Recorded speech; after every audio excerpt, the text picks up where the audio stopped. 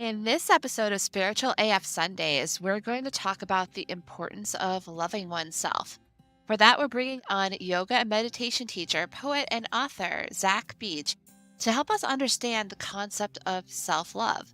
We'll talk about how self love is treating yourself the way a good friend would, and why we're sometimes bad at this. We explore the importance of other selves, like self acceptance and self compassion, or how emphasizing self confidence and self indulgence can lead to unintended consequences. To further this conversation, we also delve into the good, bad, and ugly surrounding affirmations. It's time to grab your favorite beverage, sit in your favorite chair, and get ready for this week's episode of Spiritual AF Sundays. Learning the Power of Self Love, a discussion on acceptance, compassion, and worthiness with guest Zach Beach. You're listening to Spiritual AF Sundays, created and hosted by The Mystic Geek. If you're looking to explore intriguing questions about the meaning of life and our place in the universe, then you're in the right spot. We dive into topics often discussed as sound bites on social media and take a deeper look. Whether it's woo topics like astrology and mysticism, or seemingly mundane matters like technology and politics, we cover it all. We explore our own thoughts and beliefs, talk to experts, and uncover hidden meanings. These fascinating areas of exploration can help us question ourselves and better understand our world. Ready to grow and explore in your spiritual journey? We're glad you can join us. It's time to start your week off by being spiritual AF. Welcome back, listeners. Today we have Zach Beach with us to talk about the importance of loving oneself. Zach, we're glad to have you here. Thanks so much for having me. Well, why don't you tell us a little bit more about yourself? One thing I love to talk about is love because I have devoted my entire life to bringing more love into the world. I do that on the level of the body, the heart, and the mind. So, on the level of the body, I teach yoga and partner yoga and Thai massage to get people to love their bodies and get those bodies in touch with other bodies. On the level of the heart, I write poetry and do spoken word performances. And on the level of the mind, I write and lecture and coach people in their most intimate relationships, how Mm. to operate in those relationships better. In general, I like to think that love is a practice. It's something we can bring into our relationships every single day. We don't have to wait for any special holiday. It is really important in relationships to have routine, special commemorative moments in your life. For me, Mhm. it's never quite been Valentine's Day. I think birthdays, anniversaries, even holidays like Christmas or Thanksgiving is a wonderful time to specifically express love to your partner or Mhm. to create memories to last a lifetime, like renewing your vows on New Year's or something like that. But still, don't forget, even Valentine's Day, even if your partner says, let's not worry about it, let's not do anything, a nice gesture to say, hey, I remember you, I appreciate you, and here's something for you to set my love for you. Very important bits. We're going to segue from talking about love and relating with others to loving ourselves. So, Zach, how would you define self love? I would define self love quite simply as treating yourself the way a good friend would. It's really easy to confuse and conflate self love with other things. One thing I encourage anyone who wants more self love in their life is to differentiate between self care and self love. The main difference being self love has your long term sustainable interests in mind. We're often told that self love is actually self care. We're told to light some candles, do a bubble bath, get a mani pedi, all sorts of upkeep for the body. Go exercise, go do these things. And that might be helpful in the moment, but it tends to be a form of escapism or almost Mhm. temporary pleasure. Self love really involves that good friend who knows what's best for you, knows what's best for you in the long run, and does those things that nourish and support you in everything that you're doing in your life. So, you mentioned that self love can be conflated with other things. What other type of things can it be mixed up with?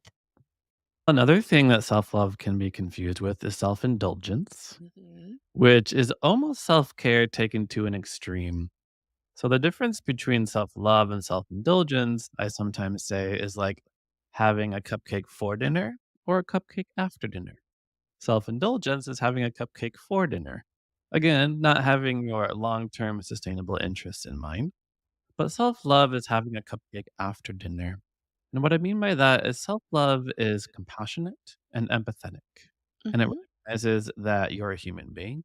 We all have emotional needs. We all make mistakes in our lives. And it's important to recognize when we're depleted and think that we deserve a reward.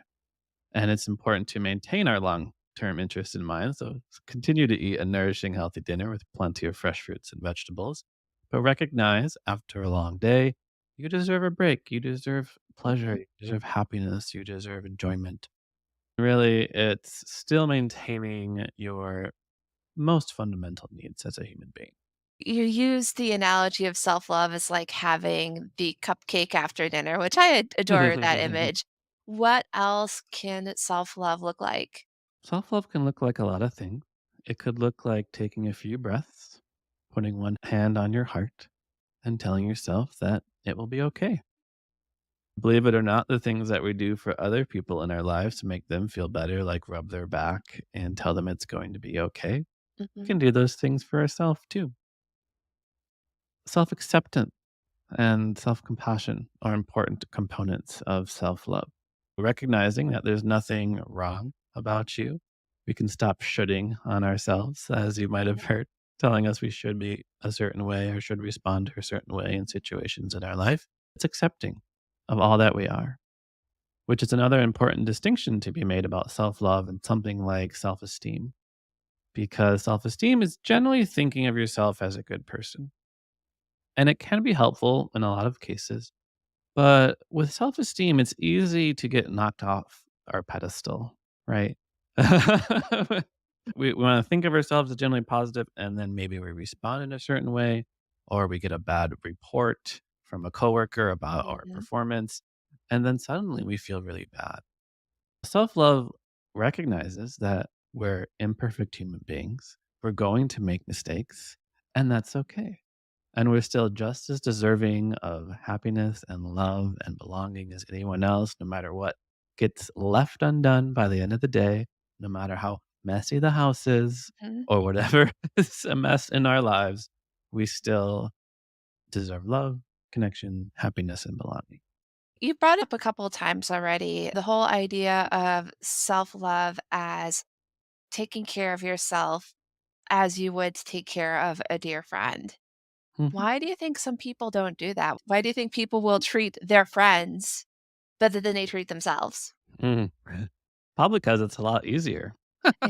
Same with taking care of your pets. People will go through all sorts of stuff to take care of their pets, but then when it comes to taking care of themselves, it's like they don't put that type of attentiveness.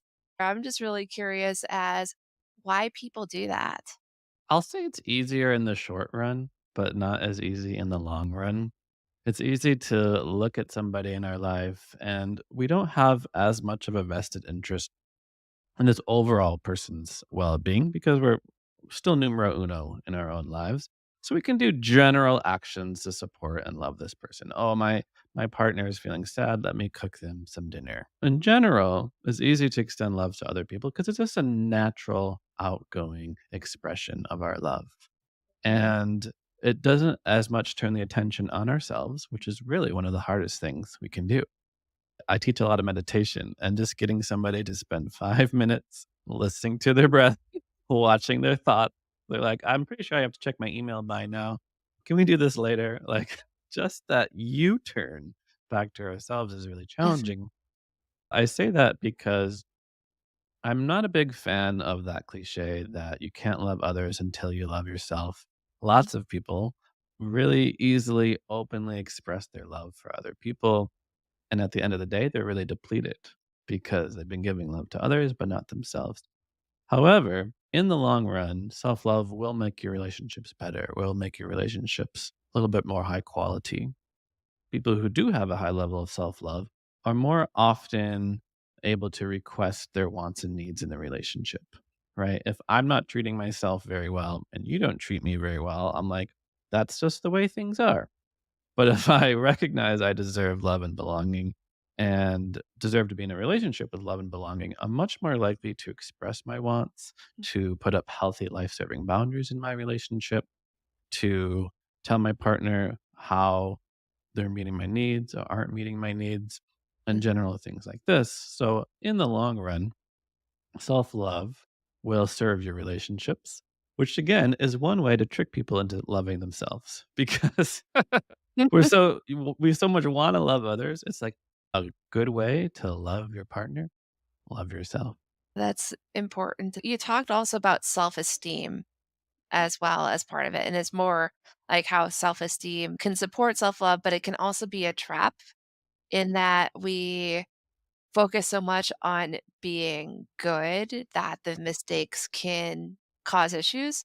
Are there other ways that a focus on self-esteem can go into, I don't wanna say negative, but I would say rather say a problem type of spiral? Yeah, I don't know your relationship with affirmations. Affirmations are interesting on that. I'm fascinated by what I consider to be the anti-affirmation movement, which seems to take an affirmation and then decides they wanna add a whole bunch of disclaimers at the end. Or to say, "This affirmation is bunk because of ABC, XYZ reasons," that it does not apply to everyone, but because it does not apply to everyone, it is forbidden on the internet or something like that. I see people both love them as well as criticize them. What about you? No, you absolutely nailed it on the head because you'll find they work for some people and don't work for other people.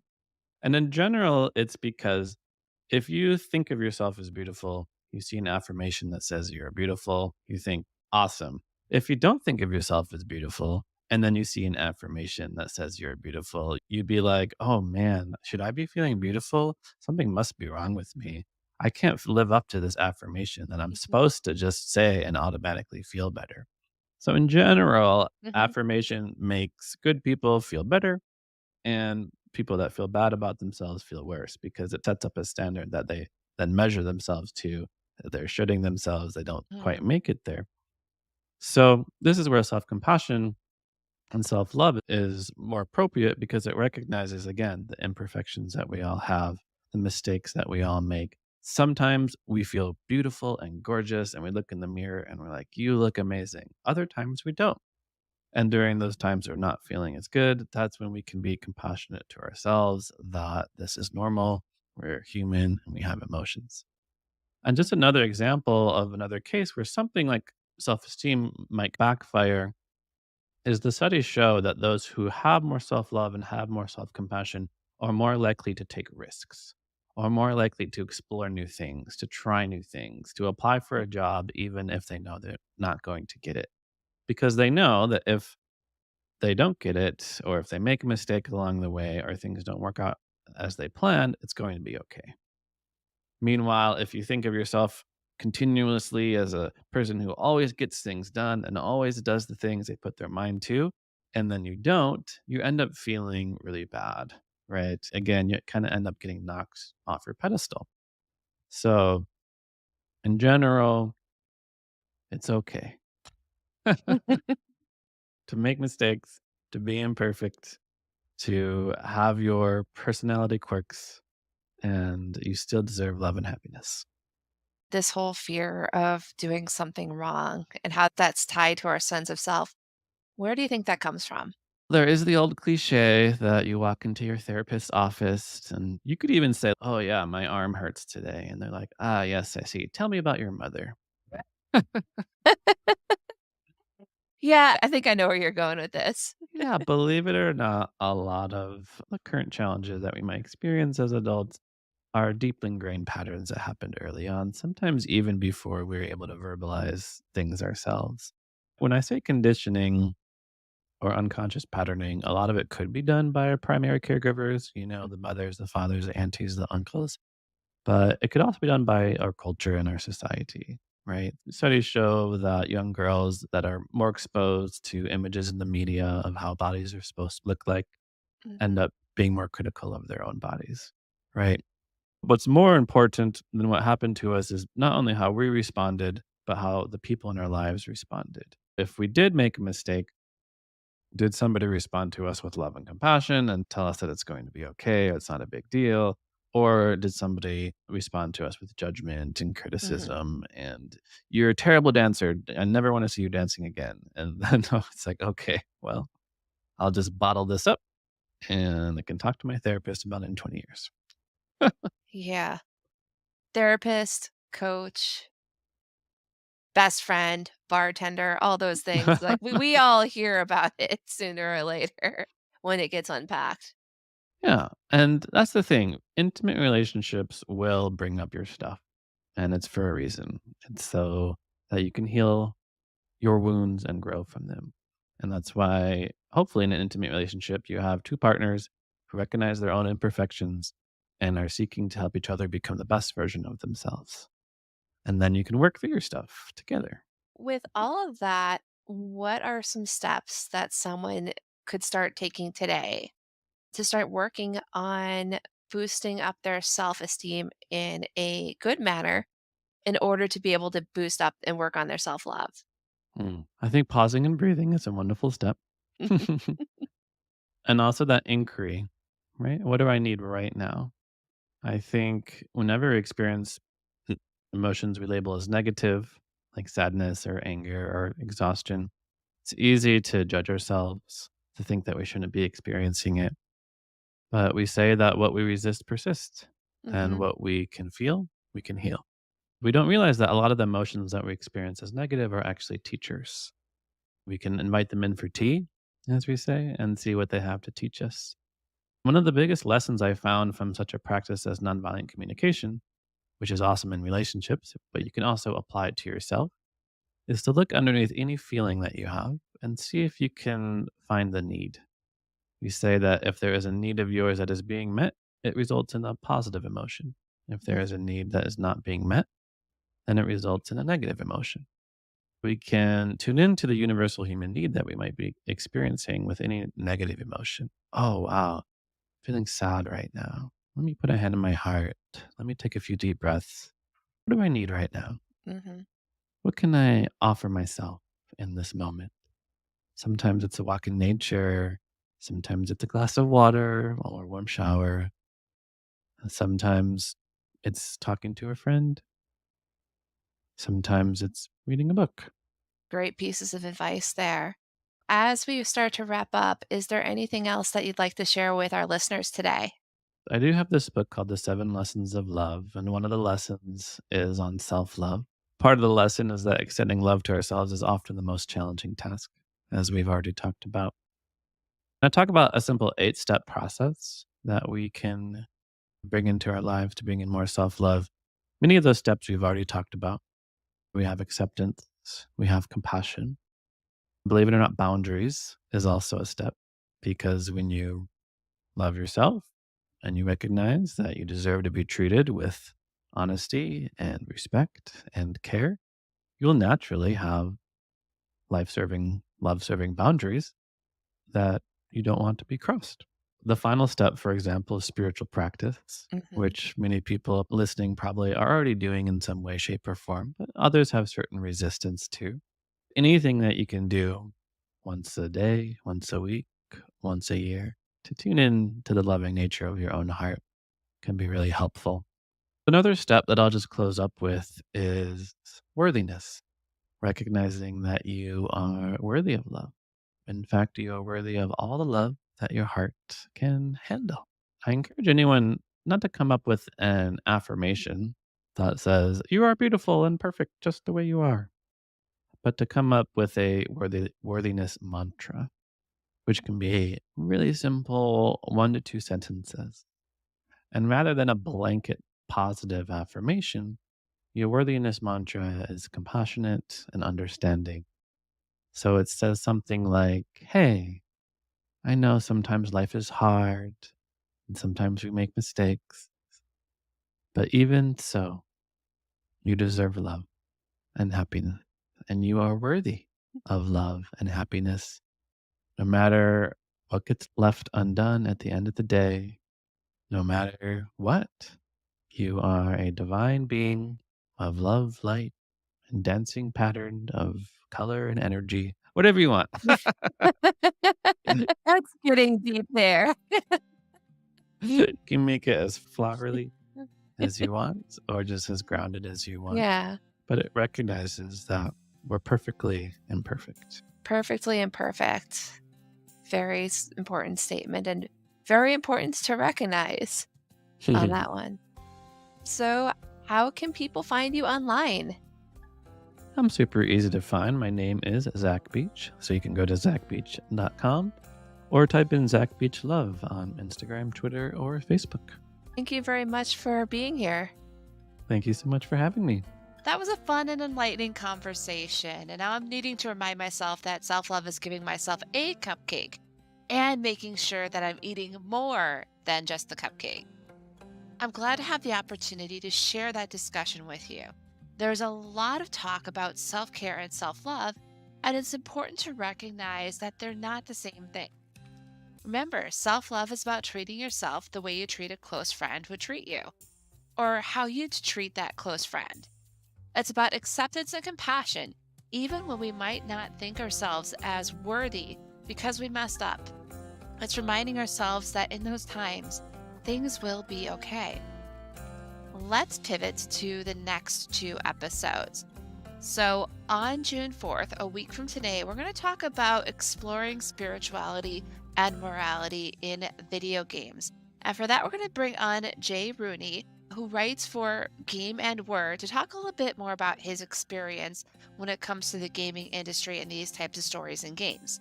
Then the following week, on June 11th, we're going to bring on Dawn Katie. This is going to be a little bit of a different type of episode on it. We're going to be talking about channeled spiritual messages. And the way we're going to do that is Dawn has a channeled message that she wants to share with all of us. And I had the privilege of recording that live with her when she felt called to do so. So looking forward to sharing that with you. This is going to wrap up this week's episode of Spiritual AF Sundays. Take some time to put your hand over your heart, take a few deep breaths, and remind yourself that no matter whatever is going on in your life, things are going to be okay. You deserve kindness, compassion, acceptance, and forgiveness, all of which you can give to yourself. Have a spiritual AF week.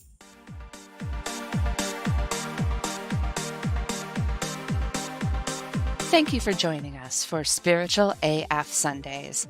This show is hosted by the Mystic Geek, that's me. Got comments or questions from today's episode?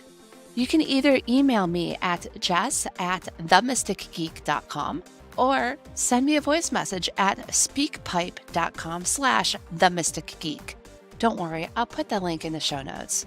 Help others start off their week with a Spiritual AF Sunday by sharing this episode with them. Also, 5-star reviews on Apple Podcasts help spiritual seekers find our show. So do the thing.